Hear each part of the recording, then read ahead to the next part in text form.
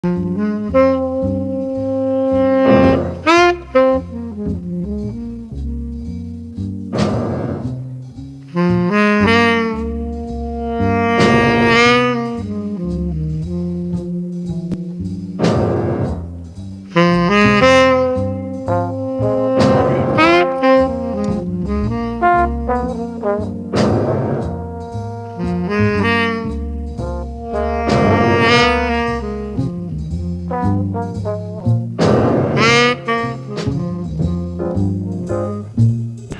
sou o pior administrador da Terra e tenho seríssimas dúvidas se sei ou não sei as 4 operações.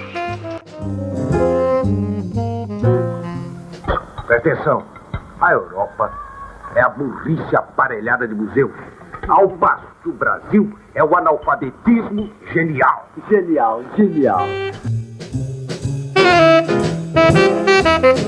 Aos 13 anos de idade, eu fui trabalhar no jornal do meu pai. Lá me perguntaram, você quer ser o quê? Eu dei a resposta fulminante, repórter de polícia. Eu tenho um plano, um golpe. Bem, meu marido dá-lhe um tiro. Teu marido?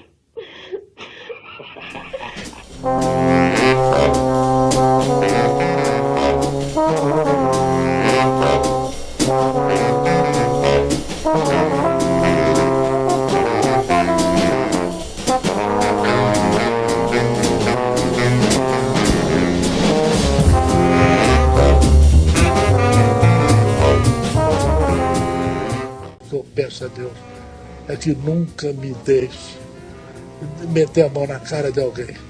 Eu só entro nas igrejas vazias. Na minha opinião, os crentes e o padre é que estragam a missa. Eu não explico o inexplicável, meu caro homem. Deus não me deu esse dom.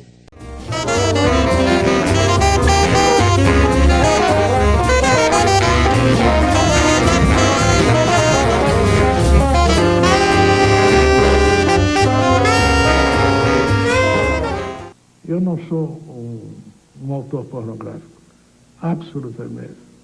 40 anos antes do Paraíso já existia o palavrão. Eu quero saber quem foi que desenhou caralhinhos voadores na parede do banheiro. Quem foi? E tem mais. Eu sou um ex-contínuo e você é um filho da puta! O único lugar onde o ser humano sofre realmente e paga pelos pecados é nas minhas peças. Papai, eu sei que o senhor tem uma fulana que mora no Grajaú. Percebeu?